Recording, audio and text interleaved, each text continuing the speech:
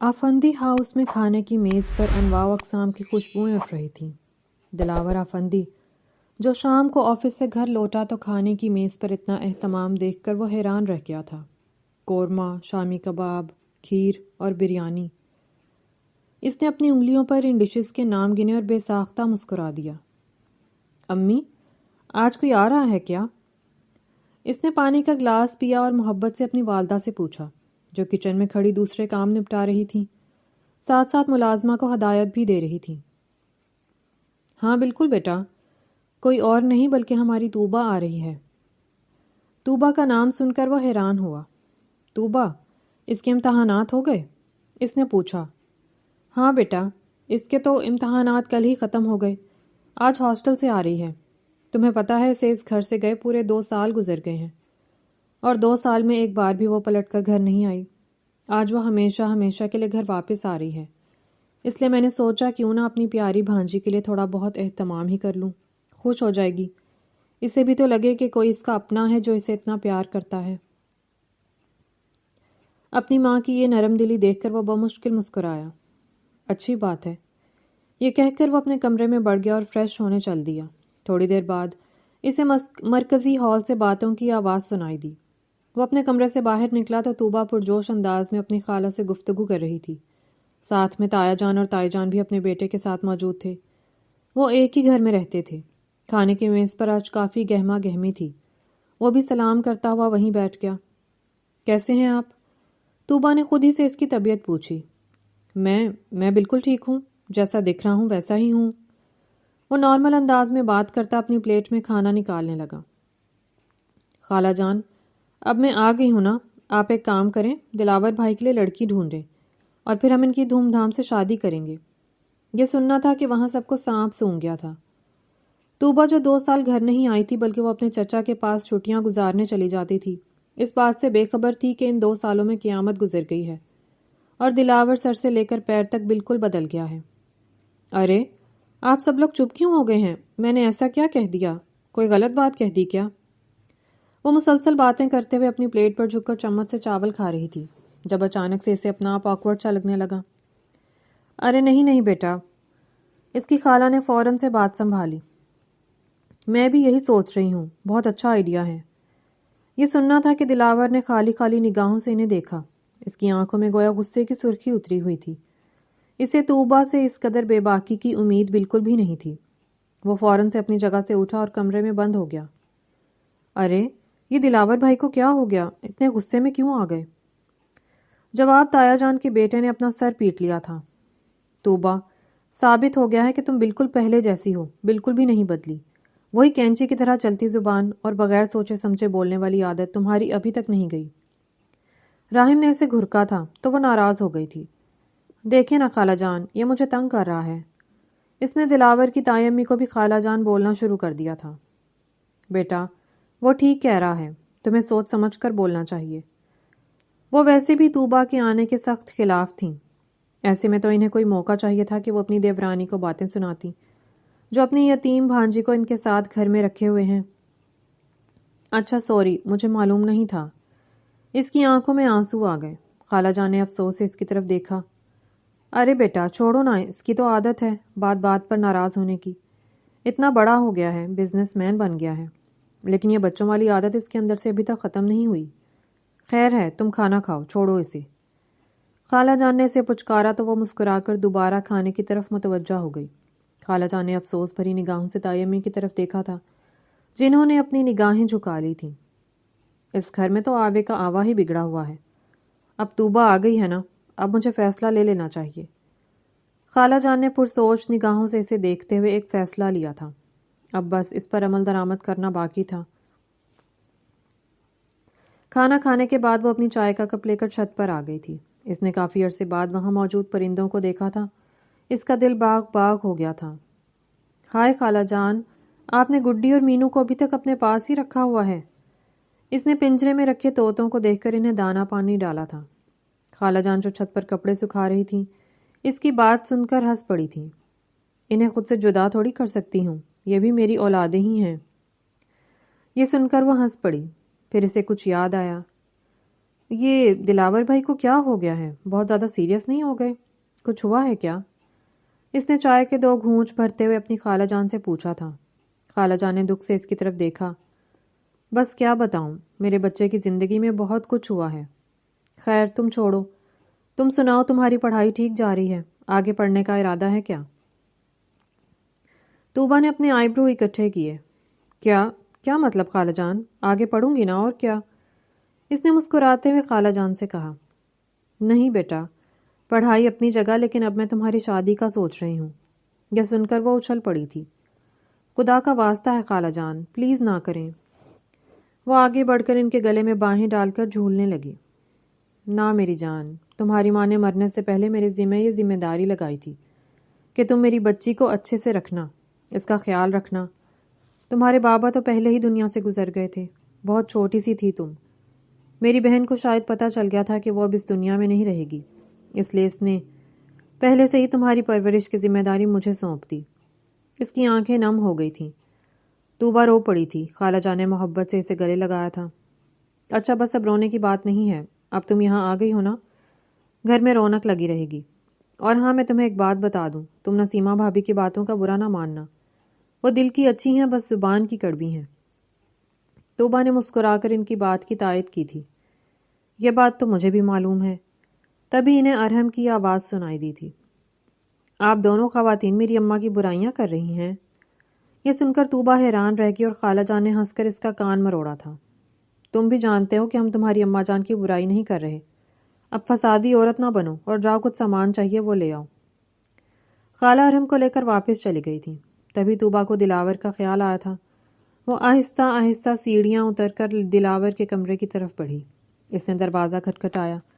دلاور جو بیڈ پر نیم دراز بیٹھا کتاب پڑھ رہا تھا، اسے دیکھ کر وہ سپاٹ سا بیٹھتا رہا۔ میں اندر آ جاؤں؟ طوبا نے خود ہی اجازت مانگی۔ بالکل۔ وہ ہلکا سا مسکرایا اور پیر سیدھے کر لیے۔ کیسے ہیں آپ؟ اس نے ایک بار پھر سے پوچھا۔ میں ٹھیک ہوں، تم سناؤ، پڑھائی کیسی جا رہی ہے تمہاری؟ طوبا اس کے سامنے رکھی کرسی پر بیٹھ گئی۔ میری پڑھائی الحمدللہ بہت اچھی گئی، اب آگے بھی پڑھنے کا سوچ رہی ہوں، لیکن خالہ جان پتہ نہیں کیا سوچے ہوئے ہیں۔ اس نے سر جھٹکا۔ خیر آپ یہ بتائیں، آپ تو اتنے مسکرانے والے بندے تھے، اتنا سیریس کیسے ہو گئے؟ یہ سن کر دلاور کا دل چاہا کہ وہ اپنا سر پیٹ لے۔ نہیں تو، ایسا تو کچھ بھی نہیں ہے، تمہیں غلط فہمی ہوئی ہے، میں تو پہلے بھی ایسا ہی تھا اور اب بھی ایسا ہی ہوں۔ طوبا نے سر سے لے کر پیر تک اسے دیکھا تھا۔ نہیں دلاور بھائی، کچھ تو بدلا ہے۔ یہ الگ بات ہے کہ آپ بتانا نہیں چاہتے۔ وہ جو اپنے ساتھ اندر آتے ہوئے چائے کی ٹرے لے آئی تھی، اس میں سے کپ اٹھا کر اس کے حوالے کیا۔ اچھا خیر چھوڑیں، یہ بتائیں یہ چائے میں نے بنائی ہے، کیسی بنائی ہے؟ ہاسٹل میں آپ کو پتا ہے اپنی روم میٹ کے لیے میں ہی چائے بناتی تھی۔ وہ سب بہت ڈرامے باز تھیں، کہنے کام سے بچنے کے لیے میری چائے پسند آ جاتی تھی۔ اب آپ پی کر بتائیے کہ واقعی پسند کرنے کے لائق ہے یا نہیں۔ وہ شوخ اور چنچل سی لڑکی اس وقت اسے زہر لگ رہی تھی۔ وہ تنہائی پسند ہو چکا تھا اور اسے اپنی تنہائی میں کسی کی مداخلت بالکل بھی اچھی نہیں لگتی تھی۔ میں بعد میں پی لوں گا، ابھی میرا موڈ بالکل بھی نہیں ہے۔ طوبا کو برا تو لگا لیکن وہ بھی ڈھیٹ بنی رہی۔ ارے ایسے کیسے موڈ نہیں ہے؟ میں نے اتنے دل سے بنائی ہے، اتنے پیار سے بنائی ہے، اور آپ ایسے کہہ رہے ہیں؟ پلیز شکر بتائیے نا کیسی ہے، اور مجھے نمبر بھی دیجیے گا، 10 میں سے پورے 10۔ یہ سن کر دلاور کو غصہ آ گیا۔ طوبا، اس وقت مجھے اکیلا چھوڑ دو، اس نے دھیمی آواز میں کہا۔ طوبا نے ٹھیک سے سنا نہیں۔ کیا کہا آپ نے؟ دلاور کو لگا کہ طوبا اس سے بدتمیزی کر رہی ہے۔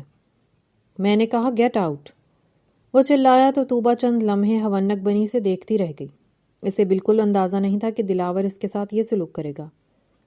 اب آپ مجھے باہر جانے کا کہہ رہے ہیں؟ اس کی آنکھیں نم ہو گئی تھیں۔ وہ جو ان دونوں کے درمیان اجنبیت کی دیوار گرانے پر تلی ہوئی تھی، اس طرح اپنی تذلیل پر رو پڑی تھی۔ I said out۔ دلاور کی اونچی آواز سن کر وہ منہ پر ہاتھ رکھ کر روتے ہوئے اپنے کمرے کی طرف بڑھ گئی تھی۔ نسیمہ بھابی یعنی تائی امی نے اسے اس طرح روتے ہوئے اپنے کمرے میں جاتے دیکھا تھا اور مسکرائی تھی کہ لڑکی اپنی بے عزتی کروا کر ہی سکھ سے بیٹھے گی۔ سر جھٹک کر وہ کچن کی طرف بڑھ گئی تھی، جبکہ دلاور نے بے اختیار اپنی کنپٹی مس لی تھی۔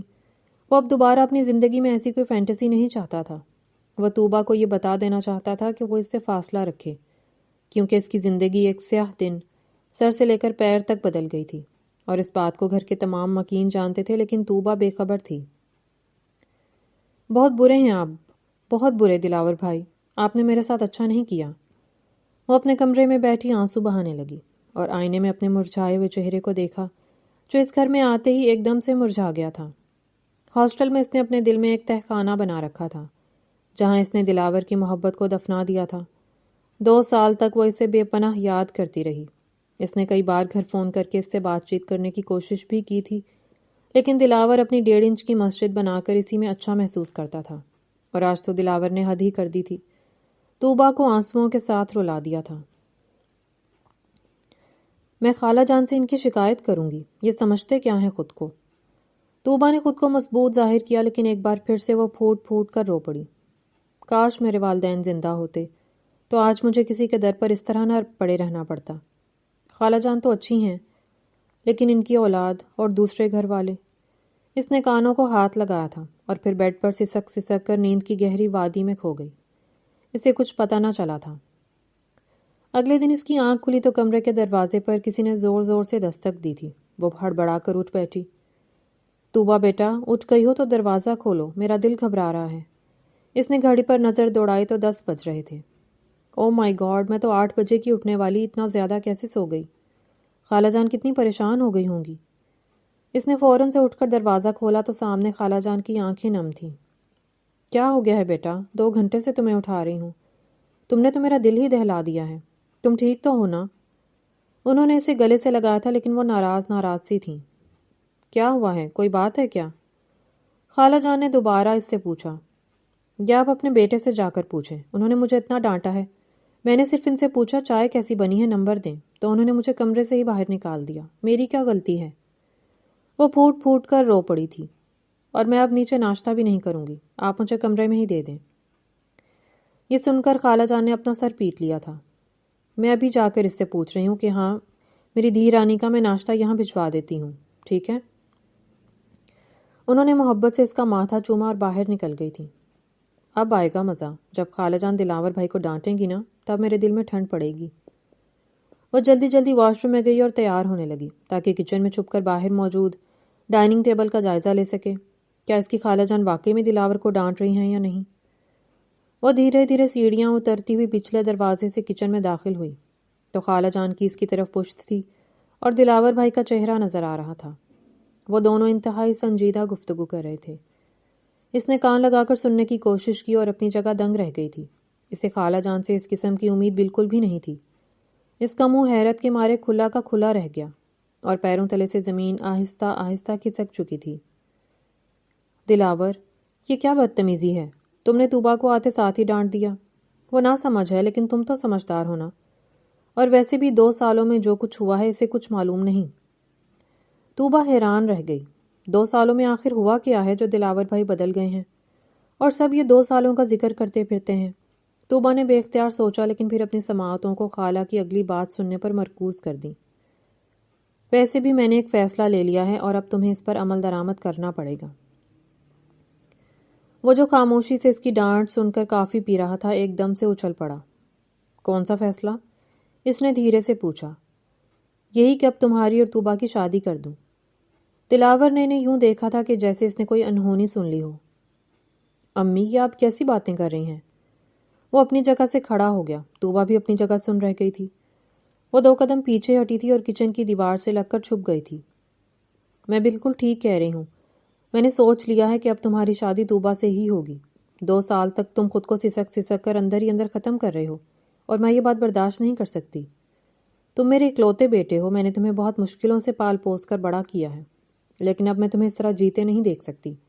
تمہیں ماضی کی یادوں سے باہر آنا ہوگا اور اپنی زندگی جینا ہوگا۔ دلاور نے فوراً سے نفی میں سر ہلایا تھا۔ اس کے ساتھ میرا بالکل بھی گزارا نہیں، میں کیسے اس کے ساتھ زندگی گزار سکتا ہوں؟ میرا اور اس کا مزاج الگ ہے۔ میں میچور شخص ہوں اور عمر میں بھی میں اس سے کافی بڑا ہوں، اور طوبہ مجھ سے 12 سال چھوٹی ہے۔ امیچور سی لڑکی ہے، ہمارا کوئی جوڑ نہیں بنتا۔ یہ کہہ کر وہ آگے بڑھا، لیکن خالہ کی بات نے اس کے پیروں میں زنجیریں ڈال دی تھیں۔ جوڑ تو تمہارا اس کے ساتھ بھی نہیں بنتا تھا جس کے لیے تم نے اپنی زندگی کے 2 سال ضائع کر دیے ہیں۔ تم کیا سمجھتے ہو کہ ماں سے ہر بات چھپا لو گے؟ تم یہ جو لڑکیوں سے دور بھاگتے ہو یہ سب اسی کی وجہ سے ہے، لیکن اب اگر تم نے میرا فیصلہ نہیں مانا تو جان لو کہ بہت برا ہوگا۔ اس نے یہ سن کر اپنے قدم روک لیے تھے اور پھر گہری سانس بھر کر پیچھے مڑ کر اپنی والدہ کو دیکھا تھا۔ مثلاً کیا برا ہوگا؟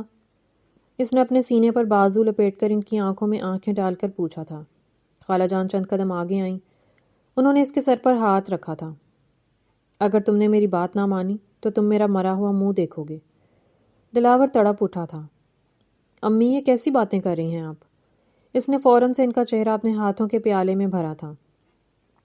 میں بالکل ٹھیک کہہ رہی ہوں، تمہارے پاس 2 دن کا وقت ہے، یا تو اپنی ماں کی میت کو چننا اور شادی سے انکار کر دینا، یا پھر شادی کو چن لینا اور مجھے مرنے سے بچا لینا۔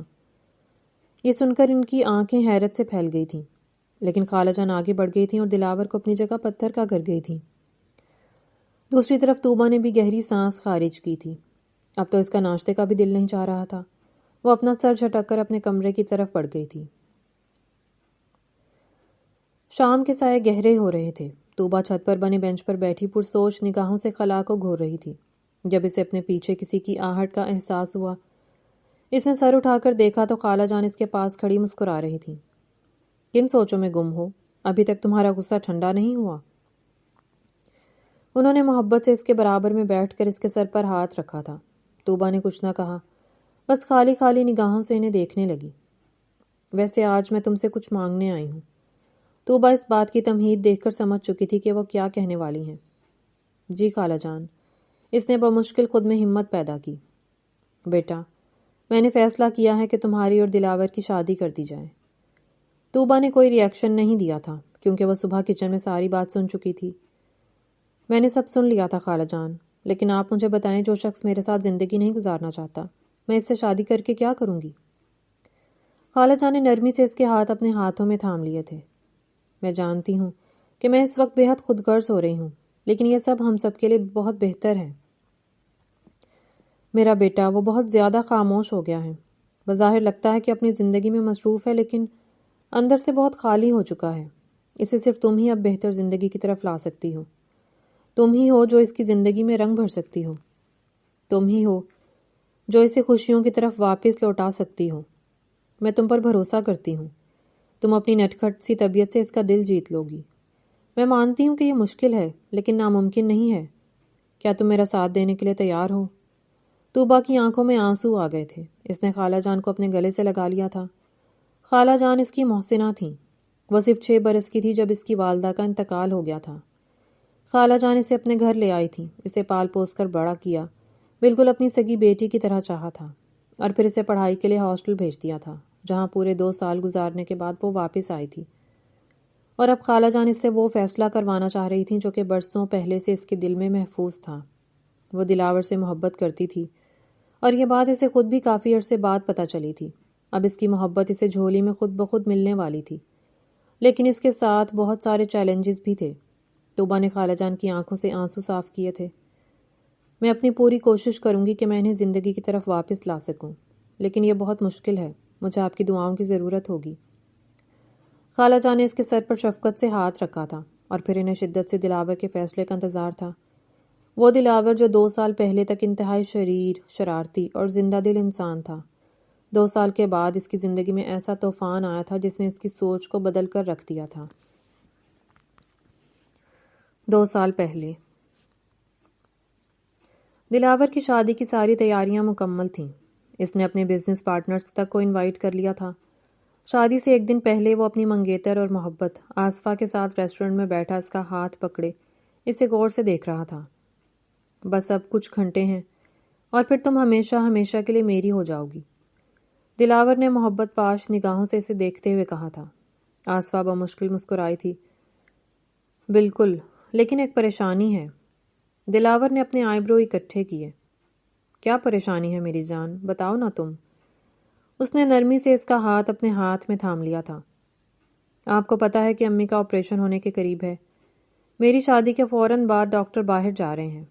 وہ کہہ رہے ہیں کہ آپ ثبوت کے طور پر میرے پاس کچھ رقم ابھی سے جمع کروا دیجیے، تاکہ میں ویکیشن سے آنے کے بعد سب سے پہلے آپ کی والدہ کو ہی آپریشن کے لیے لے سکوں۔ میں نے ان سے بہت بحث کی، لیکن وہ نہیں مانے۔ انہوں نے کہا کہ آپریشن اسی صورت میں ہوتا ہے، اور یہ میرے کلینک کا رول ہے۔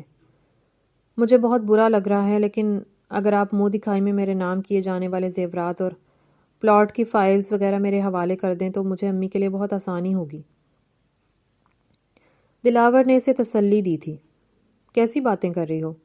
تمہاری ماں میری ماں ہے، میں ان کا علاج خود کرواؤں گا، اور اگر تمہیں فائل اور زیورات چاہیے تو وہ بھی میں تمہیں ابھی دینے کے لیے تیار ہوں۔ لیکن تم نے یہ کیسے تصور کر لیا کہ میں تم سے الگ بھی ہو سکتا ہوں؟ میں ان کا علاج خود کرواؤں گا۔ کتنی ضرورت ہے پیسوں کی؟ میں چیک لکھ کر دیتا ہوں۔ آصفہ کی آنکھیں ابل پڑی تھیں۔ بالکل، جیسا آپ کو ٹھیک لگے۔ میں نے تو بس اس لیے کہا کہ میں پریشان ہوں۔ اس نے آصفہ کا چہرہ تھپتھپایا تھا۔ دیکھو، مجھے پریشان بیوی نہیں چاہیے۔ کل رات کو مجھے تو میری جوان ہنستی ہوئی بیوی چاہیے جو میرا بھرپور ساتھ دے۔ تم سمجھ رہی ہو نا؟ آصفہ نے شرمانے کی بھرپور ایکٹنگ کی تھی اور دلاور نے چیک لکھ کر اسے دے دیا تھا۔ جتنی مرضی چاہے رقم لکھ دو، میں ادا کرنے کے لیے تیار ہوں۔ آصفہ بمشکل مسکرائی تھی۔ اس کی ضرورت نہیں ہے، میں ڈاکٹر سے رقم کنفرم کر کے آپ کو لکھ کر دے دوں گی۔ وہ دونوں کچھ دیر وہاں بیٹھے باتیں کرتے رہے اور پھر آصفہ گھر لوٹ گئی تھی۔ شادی کی رات بھی آن پہنچی تھی۔ طوبہ نے آنے سے معذرت کر لی تھی کیونکہ اس کے امتحانات چل رہے تھے، اور ویسے بھی اسے صرف منگنی کا کہا گیا تھا۔ شادی کا یہ ہنگامہ تو خود دلاور کی جلدی تھی، وہ پھر بھی نہ آ سکی تھی۔ اسے اس بارے میں معلوم تک نہ تھا۔ اسے اپنے امتحان کے علاوہ ان دنوں کسی بات کی کوئی خبر نہیں ہوتی تھی۔ دوسری طرف شادی کی پہلی رات بہت اچھی اور پیار محبت والی گزر گئی تھی۔ صبح دلاور کی آنکھ کھلی تھی تو آصفہ کمرے میں نہیں تھی۔ وہ باہر آیا تھا اور اس نے اپنی والدہ سے پوچھا تھا۔ انہوں نے بھی آصفہ کو گھر سے باہر نکلتے نہ دیکھا تھا اور نہ ہی وہ ان کے پاس آئی تھی، تو پھر وہ کہاں جا سکتی ہے؟ دلاور کے دل میں بے شمار اندیشے جنم لینے لگے۔ وہ فوراً سے دوڑ کر اپنے کمرے میں آیا اور الماری کھولی۔ یہ دیکھ کر اسے حیرت کا شدید جھٹکا لگا تھا کہ اس کی عمر کی تمام جمع پونجی وہ اپنے ساتھ لے کر روانہ ہو گئی تھی۔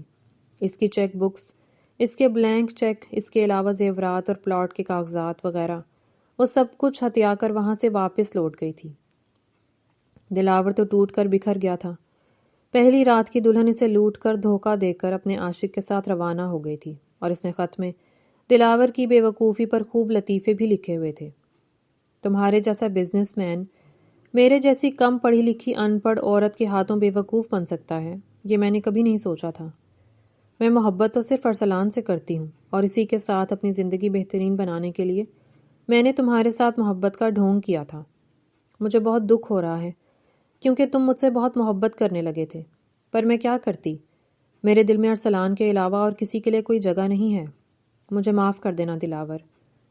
بلکہ مجھے تمہاری معافی کی کیا ضرورت؟ یہ تو تمہاری وہ سزا ہے جو تم نے خود بے وقوف بن کر بھگتی ہے۔ آگے بھی بھگتتے رہنا۔ اللہ حافظ۔ دلاور نے وہیں پھوٹ پھوٹ کر روتے ہوئے اپنی محبت پر ماتم منایا تھا، اور پھر وہ دن اور آج کا دن عورت ذات سے اس کا اعتبار ہی اٹھ گیا تھا۔ اس نے 2 سال تنہائی میں گزار دیے تھے۔ قانونی کارروائی کرنی چاہیے تھی لیکن کوئی ثبوت نہ تھے۔ کاروبار تباہ و برباد ہو کر رہ گیا تھا۔ اس کی توجہ نہ ہونے کی وجہ سے بہت نقصان ہوا تھا۔ اوپر سے تمام جمع پونجی اب وہ لڑکی اپنے ساتھ لے کر روانہ ہو گئی تھی۔ اسے دھوکہ ہوا بھی تھا تو بہت برا تھا۔ یوں انہیں گھر بیچنا پڑا تھا اور دوبارہ سے کاروبار کو سنبھالنے کے لیے اپنے تایا کے گھر آنا پڑا تھا، جہاں اس کے تایا نے اسے اس کے والد صاحب کا حصہ دیا تھا، اور یوں وہ ایک ہی گھر میں رہنے لگے تھے۔ دلاور، جس نے اپنی زندگی میں یہ سب کچھ حاصل کرنے کے لیے بہت محنت کی تھی، ایک بار پھر سے صفر پر آ گیا تھا۔ مگر 2 سال میں اس نے آہستہ آہستہ دوبارہ سے جدوجہد شروع کی تھی اور اسی مقام پر آن پہنچا تھا۔ پر اب اس کی والدہ نے الگ ہونے سے انکار کر دیا تھا، کیونکہ یہی وہ لوگ تھے جنہوں نے انہیں سہارا دیا تھا۔ وہ اتنی احسان فراموش نہیں تھیں۔ تایا جان نے بھی دلاور کو بہت حوصلہ دیا تھا۔ اب اس کی والدہ اس کی شادی طوبہ سے کروانا چاہتی تھی۔ پہلے تو وہ انکار کرنا چاہتا تھا، لیکن پھر اپنی والدہ کی دھمکی سن کر اس کے اندر ہمت ہی نہ ہوئی تھی۔ اس کا اور طوبہ کا نکاح سادگی سے کیا گیا تھا، اور یہ بات بھی دلاور نہیں منوائی تھی۔ وہ کمرے میں دلہن بنی بیٹھی اپنے مجازی خدا کا انتظار کرنے لگی۔ پھولوں کی سیج کے درمیان بیٹھی وہ کسی پری سے کم نہیں لگ رہی تھی۔ اس نے میرون کامدار چوڑا پہن رکھا تھا اور ہلکا سا میک اپ بھی کیا تھا۔ اس نے ایک نظر اپنے آپ کو آئینے میں دیکھا اور مطمئن سی مسکرا دی تھی۔ بلا شبہ وہ حسین تھی اور اس وقت حسین لگ رہی تھی۔ دلاور اندر آیا تھا اور صوفے پر بیٹھ کر گہری سانس بھر کر اسے دیکھا تھا۔ یہ شادی میری مرضی کے خلاف ہوئی ہے، یہ بات تم بھی جانتی ہو اور میں بھی۔ اس شادی کی میری نظر میں کوئی اہمیت نہیں ہے، لہٰذا ایسی کوئی کوشش مت کرنا جو مجھے غصہ دلائے۔ یہ کہہ کر وہ اندر شاور لینے کے لیے بڑھ گیا تھا، اور طوبا اپنی زندگی کی یہ کایا پلٹ دیکھ کر حیران ہونے کے ساتھ ساتھ صبر کا گھونٹ پی کر رہ گئی تھی۔ وہ خاموشی سے اٹھ کر صوفے پر آ کر سونے کی کوشش کرنے لگی جب دلاور باہر نکلا تھا۔ تم بیڈ پر سو سکتی ہو، میں گیسٹ روم میں چلا جاؤں گا۔ طوبا نے نفی میں سر ہلایا تھا۔ نہیں، میں یہاں ٹھیک ہوں، میں صوفے پر سو جاؤں گی، آپ بیڈ پر سو جائیے، مضبوط لہجے میں کہہ کر وہ چینج کرنے کے لیے واش روم کی طرف بڑھ گئی۔ جب وہ واپس باہر نکلی تو وہ سو چکا تھا۔ طوبا نے بے اختیار گہری سانس بھری تھی۔ اب یہ تو قسمت میں لکھا ہے، مجھے اس کا دل جیتنا ہوگا۔ طوبا نے دل ہی دل میں سوچا اور صوفے پر آڑی ترچھی ہو کر اپنی قسمت پر آنسو بہا کر سونے کی کوشش کرنے لگی۔ صبح اس کی آنکھ کھلی تو وہ کمرے میں موجود نہیں تھا۔ وہ ہڑبڑا کر اٹھ بیٹھی۔ مجھے اتنی دیر ہو گئی۔ اس نے گھڑی پر نظر دوڑائی، صبح کے 9 بج رہے تھے۔ او نو، میں نے تو 10 بجے آفس جانا ہوتا ہے۔ وہ جلدی جلدی تیار ہو کر باہر آئی تو وہ ناشتے کی میز پر ناشتے کا انتظار کر رہا تھا۔ خالہ جان، میں بنا دوں؟ وہ کچن میں آئی تو نسیمہ تائی سے دیکھ کر مسکرائی تھی۔ شکر ہے، دلہن کو اٹھنا یاد آ گیا۔ خالہ جان نے نفی میں سر ہلایا، لیکن طوبا نے زبردستی ان کے ہاتھ سے ٹرے لے لی تھی۔ میں سب کر لوں گی، آپ جا کر بیٹھ جائیے، اب میں آپ کی بہو کے طور پر آپ کی خدمت کروں گی۔ خالہ اسے دیکھ کر رہ گئی تھیں۔ وہ جانتی تھیں کہ دلاور نے اس کے ساتھ کیسا سلوک کیا ہوگا، اس لیے اس کے باوجود بھی اس کے چہرے پر شکایت کے بجائے خوبصورت سی مسکراہٹ سجی ہوئی تھی۔ اس نے جلدی جلدی پراٹھے بنائے تھے، کافی بنا کر ٹرے میں رکھی تھی اور باہر لے آئی تھی۔ اس کی ضرورت نہیں تھی، میرا ناشتہ امی ہی بنایا کریں گی، تم تکلیف نہ کرنا۔ کافی کے چند گھونٹ لے کر وہ اپنے لفظوں سے اس کا دل چیر کر آفس چلا گیا تھا۔ طوبا کی آنکھوں میں آنسو آ گئے۔ تبھی نسیمہ بھابھی نے اس کے زخموں پر نمک چھڑکا۔ منہ دکھائی میں کیا ملا؟ تب اسے ہوش آیا تھا کہ دلاور نے تو اسے منہ دکھائی میں کچھ دیا ہی نہیں تھا، بلکہ شاید اس کے لیے وہ تحفہ خریدنا ہی بھول گیا تھا۔ یہ بات اس کے لیے بہت زیادہ غمگین کر دینے والی تھی، لیکن اس نے چہرے پر مسکراہٹ سجائی تھی۔ تائی جان، مجھے منہ دکھائی کی کیا ضرورت؟ آپ سمجھیں دلاور ہی میرا گفٹ ہے جو مجھے میرے اللہ نے دے دیا ہے۔ خالہ جان اس کی بات سن کر مسکرائیں۔ انہیں پورا یقین تھا کہ طوبا اسے ضرور اصل زندگی کی طرف واپس لوٹائے گی۔ انہوں نے خود سے عہد کیا تھا کہ وہ کم از کم طوبا اور دلاور کی زندگی کے معاملے میں اب کوئی دخل نہیں دیں گی۔ خالہ جان نے اسے مشورہ دیا تھا کہ وہ شام کو دلاور کے لیے خوب اچھا سا تیار ہو جائے تاکہ وہ اس کی طرف متوجہ ہو۔ اس نے وہاں رکھے بہت سے کپڑوں میں سے ایک خوبصورت سا فراک نکالا تھا۔ بلیک کلر کا فراک اس کے دودھیا بدن پر بہت زیادہ سوٹ کر رہا تھا۔ اس نے وہ فراک پہن کر اپنے آپ کو آئینے میں دیکھا تو خود سے خود ہی شرما گئی تھی۔ وہ تھوڑا کھلا ڈلا سا فراک تھا، اس لیے اس میں جسم کے کچھ حصے نمایاں تھے جسے اس نے دوپٹہ رکھ کر کور کر لیا تھا۔ اب وہ بے چینی سے دلاور کا انتظار کرنے لگی۔ تھوڑی دیر بعد کمرے کا دروازہ کھلا اور ایک لمحے کے لیے اس کی تیاری دیکھ کر دلاور ٹھٹک کر رک گیا۔ اس نے گہری سانس بھری اور وہیں صوفے پر بیٹھ گیا، اسے غور سے دیکھنے لگا۔ یہ ساری تیاری کس لیے ہے؟ طوبا مسکرائی۔ خالہ جان نے کہا ہے کہ آج ہم دونوں ایک ساتھ ڈنر پر جائیں گے، اس لیے۔ دلاور نے غصیلی نگاہوں سے اسے دیکھا۔ میں آفس سے آنے کے بعد بہت زیادہ تھک جاتا ہوں، اس لیے تمہارے ان چونچلوں کے لیے میرے پاس کوئی وقت نہیں ہے۔ شرافت سے یہ کپڑے چینج کر لو، اور آئندہ ان کپڑوں کو ہاتھ لگانے کی ضرورت بھی محسوس مت کرنا۔ اگر تمہیں دوسرے کپڑے چاہیے تو میں تمہیں دلا دوں گا، لیکن ہاں، اس الماری میں موجود کسی جگہ کو ہاتھ مت لگانا۔ یہ میری اس مرحومہ محبت کی نشانی ہے جسے میں نے کبھی اپنے دل میں جگہ دی تھی، اور میں تمہیں کتنی بار بتاؤں کہ تم میرے دل میں اس کی جگہ کبھی نہیں لے سکتی، سمجھی تم؟ طوبا کی آنکھوں سے آنسو بہہ نکلے تھے۔ وہ اسے وارننگ دے کر باتیں سنا کر کمرے سے باہر نکل گیا تھا۔ اس کا دل چاہا تھا کہ وہ چیخ چیخ کر رو دے، تبھی اسے اپنی خالہ جان کی دھیمی سی آواز کانوں میں گونجی تھی۔ دلاور سے شادی صبر کا دوسرا نام ہے، تمہیں صبر سے کام لینا ہوگا۔ اس کی باتوں پر اگر تم برا ماننے بیٹھ گئی تو پھر وہ تمہیں اسی طرح نظر انداز کر کے رلاتا رہے گا، تمہیں ڈھیٹ بن جانا ہے۔ اس نے بے اختیار اپنے آنسو صاف کیے تھے اور خود کو مضبوط ظاہر کیا تھا۔ رات کو سوتے وقت اسے بہت خوف محسوس ہونے لگا۔ موسم صبح سے ابر آلود تھا، باہر بجلی، بادل کی گرج چمک اور بجلی کی گھن گرج نے اس کی نیند اڑا دی تھی۔ دلاور تو آرام سے بیڈ پر لیٹا ہوا تھا، لیکن اسے صوفے پر نہ صرف ٹھنڈ لگ رہی تھی بلکہ خوف بھی تھا۔ اس نے دلاور کو آواز دی، بات سنیں۔ لیکن وہ گہری نیند میں تھا۔ وہ ہمت کر کے اٹھی اور دھیرے دھیرے قدم اٹھاتے ہوئے اس کے پاس آئی۔ اس نے دلاور کا کندھا جھنجھوڑا تھا۔ وہ ایک دم سے اٹھ بیٹھا، اپنی آنکھیں مسلیں اور لیمپ چلایا۔ کیا ہوا؟ وہ حیران تھا، تبھی بادل کی گھن گرج ہوئی تھی اور وہ اچھل کر اس کے سینے سے جا لگی تھی۔ اس نے اس کے بازو کو اپنے ہاتھوں میں تھام لیا تھا۔ اس وقت دلاور نے محسوس کیا کہ اس کا دل زور زور سے دھڑک رہا تھا۔ ہوا کیا ہے، بتاؤ تو صحیح، دلاور نے کہتے ہوئے نامحسوس انداز میں اسے خود سے دور کیا تھا۔ وہ مجھے ڈر لگ رہا ہے، طوبا نے ڈرتے ڈرتے کہا تو وہ مسکرایا تھا۔ کوئی بات نہیں، تم یہاں بیڈ پر سو جاؤ، میں صوفے پر سو جاتا ہوں۔ پہلی بار اس نے نرمی دکھائی تھی تو طوبا نے نفی میں سر ہلایا تھا۔ مجھے اکیلے سونے سے ڈر لگ رہا ہے۔ یہ سن کر دلاور کے ماتھے پر بل پڑے تھے۔ تو اب میں کیا کروں؟ جاؤ امی کے ساتھ جا کر سو جاؤ۔ یہ سن کر طوبا نے اپنا سر پیٹ لیا تھا۔ امی کیا سوچیں گی کہ شوہر کے ہوتے ہوئے میرے پاس آئی ہے؟ وہ سر جھکا گئی تھی اور اپنا جملہ ادھورا چھوڑ دیا تھا۔ ٹھیک ہے، اگر تمہیں اتنا ہی ڈر لگ رہا ہے تو بیٹھ کے ایک کونے پر ٹک جاؤ اور کمفرٹر اوڑھ لو، میں تمہارے پاس ہی تو ہوں۔ دلاور نے اس کی آنکھوں میں آنسو دیکھ کر پہلی بار اپنے لہجے کو نرم بنایا تھا، ورنہ پچھلے کئی ہفتوں سے تو ان کے درمیان ایک اجنبیت کی دیوار برقرار تھی۔ طوبا اس سے باتیں کرنا چاہتی تو وہ سو جاتا یا اپنا لیپ ٹاپ اٹھا کر اسٹڈی روم میں چلا جاتا، اور آج کافی دنوں بعد طوبا نے اس سے ہمت کر کے بات کرنے کی کوشش کر لی تھی۔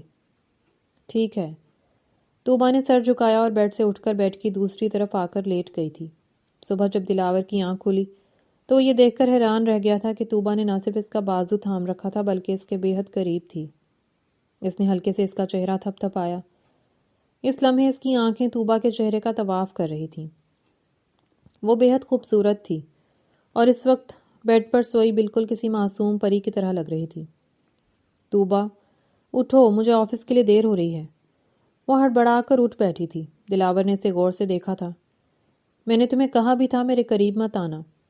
طوبا نے رخ پھیر لیا تھا۔ نیند میں پتہ نہیں چلا، سوری۔ وہ سوری کر کے جانے لگی تو دلاور نے اسے روک لیا تھا۔ بات سنو میری۔ دلاور نے اس کا ہاتھ تھاما تھا۔ میرے قریب آنے کی کوشش مت کرنا۔ میرے اندر ایک آگ ہے جو تمہیں بھی جلا کر بھسم کر دے گی۔ تم میری بےتابیوں کو نہ سہ سکو گی، اس لیے بہتر یہی ہے کہ مجھ سے دور رہا کرو اور میرے قریب آنے کے بہانے مت بنایا کرو۔ صبح صبح اتنی بے عزتی پر طوبا کا دل چاہا کہ وہ دھاڑے مار مار کر رو دے، لیکن اس نے اپنا سر جھکا لیا تھا اور ہاں میں سر ہلاتے ہوئے باہر نکل گئی تھی۔ شام کو وہ گھر واپس آیا تو تمام گھر والے کہیں جانے کے لیے بےتاب تھے۔ ارہم اسے دیکھ کر مسکرایا۔ آج ہماری طرف سے آپ دونوں کو گرینڈ دعوت ہے، اور ویسے بھی میری برتھ ڈے ہے تو ہوٹل جانا تو بنتا ہی ہے نا جناب۔ یہ کہہ کر وہ سب گاڑی میں بیٹھ گئے تھے اور اس کا انتظار کرنے لگے۔ طوبا اپنے کمرے میں تیار بیٹھی تھی، اس کے کپڑے نکال کر اسی کا انتظار کر رہی تھی۔ کیا مصیبت ہے یہ؟ وہ بڑبڑاتے ہوئے تیار ہوا اور ان کے ہمراہ ہوٹل پہنچ گیا، جہاں ارہم نے اپنی برتھ ڈے سیلیبریشن کی تھی اور پھر فوٹوگرافرز نے بہت ساری تصویریں نکالی تھیں۔ وہ دونوں ایک دوسرے سے دور دور کھڑے تھے۔ بھیا، آپ کی ابھی نئی نئی شادی ہوئی ہے، آپ ان کے قریب آ جائیے۔ طوبا یہ سن کر اداس ہو گئی اور دلاور کی طرف دیکھنے لگی۔ وہ چند قدم چل کر اس کے قریب آیا، لیکن بیچ میں ابھی بھی فاصلہ تھا۔ ارے بھیا، کیا لڑائی ہوئی ہے دونوں میں؟ آپ ان کا ہاتھ پکڑیں تھوڑا اور قریب آئیں، اسمائل کریں۔ تبھی اس کا فون بج اٹھا تھا اور وہ طوبا کی طرف دیکھے بغیر اپنا فون اٹینڈ کرنے فوٹوگرافر کے سامنے اسے بری طرح نظر انداز کر کے آگے بڑھ گیا تھا۔ طوبا کی آنکھوں سے بھل بھل آنسو بہنے لگے۔ اس کا دل بری طرح ٹوٹ کر بکھر گیا تھا۔ دلاور کو تو اس بات سے کوئی فرق نہیں پڑتا تھا، لیکن اس نے رو رو کر اپنا برا حال کر لیا تھا۔ کہ سب کچھ اتنا مشکل ہوگا میں نے کبھی نہیں سوچا تھا۔ وہ پورا دن اداس رہی تھی۔ دلاور کو تو جیسے کوئی فرق ہی نہیں پڑتا تھا۔ وہ آفس کے کاموں میں مصروف تھا۔ ایک فورن ڈیلیگیشن کے ساتھ اس کی میٹنگ تھی۔ وہ ہوٹل میں میٹنگ میں مصروف تھا جب اچانک ہوٹل کے بیرونی دروازے پر اس کی نظر پڑی تھی اور وہ اپنی جگہ پتھر کا ہو گیا تھا۔ وہ دشمن جہاں آصفہ اپنے شوہر کے ساتھ اندر داخل ہو رہی تھی۔ بہت خوش تھی، مطمئن تھی، اور خوشی اس کے انگ انگ سے پھوٹ رہی تھی۔ دلاور اسے دیکھ کر پتھر کا ہو گیا۔ اس نے فوراً سے اپنی نگاہیں جھکا لی تھیں اور وہاں سے باہر آ گیا تھا۔ اس کا سانس بند ہونے لگا۔ اس نے ہوٹل کے شیشے کے پار سے ان دونوں کو ایک دوسرے کے ساتھ محبت سے باتیں کرتے ہوئے دیکھا تھا۔ اسے اپنی زندگی میں ایک بہت بڑا خلا محسوس ہوا تھا۔ اور اس خلا کو وہ بھر نہیں سکتا تھا۔ وہ فوراً سے ریش ڈرائیونگ کرتے ہوئے گھر پہنچا۔ اسے طوبا کا خیال آیا تھا جو پچھلے 3 مہینوں سے اس کا دل جیتنے کی کوشش کر رہی تھی اور اس میں بری طرح ناکام ہوئی تھی۔ موسم کافی ابر آلود تھا، بادل چھائے ہوئے تھے۔ جیسے ہی اس نے گھر میں قدم رکھا تو بارش شروع ہو چکی تھی۔ تیز چمکتی ہوئی بارش میں اس کی نظر گھر کے لان پر پڑی تھی، جہاں طوبا کسی گہری سوچ میں گم ہوش و حواس سے بیگانہ بارش میں بری طرح بھیگ رہی تھی۔ اس کے کپڑے اس کے جسم سے چپک گئے تھے۔ یہ منظر اس کے دل میں بیٹھ گیا تھا۔ طوبا کی آنکھوں سے نکلنے والے آنسوؤں نے اسے جما دیا تھا۔ اسے دلاور کی آمد کی خبر نہ ہوئی تھی۔ وہ حیرت سے اسے محبت پاش نگاہوں سے تکتا ہوا آگے بڑھا اور اس کا ہاتھ تھاما تو وہ جیسے گہرے خواب سے جاگ اٹھی۔ اس نے فوراً سے اپنا ہاتھ کھینچ لیا تھا اور ڈر کر پیچھے ہٹی تھی۔ سوری مجھے پتہ نہ چلا، میں نے آپ کا کب ہاتھ… اس کی بات ادھوری رہ گئی تھی جب دلاور نے اسے ایک بار پھر سے کندھوں سے تھام کر خود کے قریب کیا تھا۔ تمہاری کوئی غلطی نہیں، میں جانتا ہوں کہ میں نے تمہیں اذیت دی ہے۔ اس کی آنکھوں میں شرمندگی تھی۔ وہ اسے لے کر کمرے میں آیا تھا۔ طوبا کو تو جیسے یقین ہی نہ آیا تھا۔ وہ یقین اور بے یقینی کی کیفیت کے درمیان سے گزر رہی تھی۔ اس نے طوبا کو آہستہ سے بیڈ پر بٹھایا تھا اور سب سے پہلے اسے کپڑے تبدیل کرنے کا کہا تھا۔ اس طرح بیمار پڑ جاؤ گی۔ طوبا نے خالی خالی نگاہوں سے اسے دیکھا اور پھر اٹھ کر کپڑے بدلنے کے لیے واش روم چلی گئی۔ تھوڑی دیر بعد وہ باہر نکلی تو دلاور گویا اس کے انتظار میں تھا۔ اسے دیکھ کر اپنی جگہ سے اٹھا اور اسے کمر سے کھینچ کر خود کے قریب کیا تھا۔ میں تمہیں اپنی بیوی قبول کرتا ہوں۔ اس کے کان کے قریب سرگوشی کرتا ہوا وہ طوبا کے 14 طبق روشن کر گیا تھا۔ اس نے پھٹی پھٹی نگاہوں سے اسے دیکھا۔ ایسے کیا دیکھ رہی ہو؟ خدا نے مجھے بتا دیا ہے کہ کسی ایک انسان کے پیچھے اپنی زندگی برباد کر کے خود سے جڑے لوگوں کو تکلیف نہ دو۔ آج یہ سبق بھی مجھے مل گیا ہے۔ میں نے اپنی زندگی کے قیمتی 2 سال ضائع کر دیے۔ تم جیسی وفا شعار بیوی کو بھی نظر انداز کیا، لیکن آج میں جان گیا ہوں کہ تم ہو تو میری زندگی ہے۔ تمہارے بغیر میں کچھ بھی نہیں۔ میں تھک گیا ہوں خود سے لڑتے لڑتے اور تم سے نظریں چراتے چراتے۔ اب بس میں تمہارے ساتھ جینا چاہتا ہوں۔ وہ اس کی گردن میں منہ چھپائے یہ اعتراف کر رہا تھا اور طوبا کے آنسو نکل رہے تھے۔ اس نے اپنے کپ کپاتے ہوئے ہاتھ اٹھا کر دلاور کے بالوں کو سہلایا تھا۔ جواباً دلاور نے اسے مزید خود میں بھینچ لیا تھا۔ طوبا بے اختیار روتے روتے مسکرائی تھی۔ دلاور اسے آہستہ آہستہ لے کر بیڈ پر آیا تھا اور پھر اسے اپنی محبت کی بارش میں بھگونے لگا تھا۔ میں سمجھتا تھا کہ مجھے آصفہ کے بعد کوئی بھی تسخیر نہیں کر سکے گا، لیکن طوبا تم نے یہ کر دکھایا۔ میں اب دوبارہ زندگی جینا چاہتا ہوں تمہارے ساتھ، تمہارے ہمراہ، تمہاری باہوں میں۔ اس کے کندھے پر سر رکھے محبت پاش نگاہوں سے اسے دیکھ رہی تھی۔ آج پہلی بار اس نے طوبا کے چہرے پر دل فریب مسکراہٹ دیکھی تھی۔ آپ کو ایک بات بتاؤں؟ اس نے جیسے اسے حیران کرنے کی ٹھان رکھی تھی۔ میں آپ سے اس وقت سے محبت کرتی ہوں جب میں نے یونیورسٹی میں ایڈمیشن لیا تھا۔ آپ کی منگنی کی اطلاع مجھے ملی تھی، لیکن معلوم نہیں تھا کہ وہ لڑکی آپ کی زندگی میں آ کر چلی بھی گئی۔ میں خود کو خوش قسمت سمجھتی تھی کہ آپ کو اپنا ساتھی چنا، لیکن پھر میں ہمت ہار گئی۔ دلاور نے بے اختیار اس کے ہونٹوں پر اپنا ہاتھ رکھ دیا تھا۔ غم کی راتوں کو بھول جاؤ، محبت بھری راتوں کو یاد رکھو۔ تمہارے ساتھ زندگی اب اور بھی حسین ہو جائے گی، یہ میرا وعدہ ہے تم سے۔ وہ اس کی گود میں سر رکھے اس کے بالوں سے کھیلتے ہوئے اسے دیکھ کر محبت بھری گفتگو کر رہا تھا۔ طوبا نے مسکراتے ہوئے آسمان کی طرف نگاہیں اٹھائیں، جہاں اس کے خدا نے اس کی فریاد سن لی تھی، اور آج اس کا شوہر پلٹ کر اس کے پاس آ گیا تھا۔ آزمائش ختم ہو چکی تھی اور اس کی زندگی میں خوشیاں ہی خوشیاں اس کی منتظر تھیں۔ اگلے دن دلاور نے گرینڈ ولیمے کا اہتمام کیا تھا۔ وہ بلو میکسی پہنے گڑیا بنی خوب چہک رہی تھی۔ جب دلاور نے اسے دل فریب نگاہوں سے دیکھا تھا، ایسے کیا دیکھ رہے ہیں؟ وہ جھیپ سی گئی تھی۔ کیا ہوا؟ ایک ہی رات میں تم میری بےتابیوں سے تھک گئی ہو۔ طوبا نے بے اختیار نفی میں سر ہلایا تو ان دونوں کا قہقہا بلند ہوا تھا۔ دور کھڑی خالہ جان نے ان دونوں کو دیکھ کر خدا کا شکر ادا کیا تھا۔ انہیں طوبا پر بھروسہ تھا اور طوبا نے یہ کر دکھایا تھا، لیکن سب سے پہلے وہ اللہ کا شکر ادا کرنا نہ بھولی تھیں جنہوں نے ان کے بیٹے کے چہرے پر اتنی خوبصورت خوشیوں کے رنگ بکھیر دیے تھے، اور وہ اپنے ہم سفر کے ہمراہ اپنی خوبصورت زندگی کا آغاز کر چکا تھا۔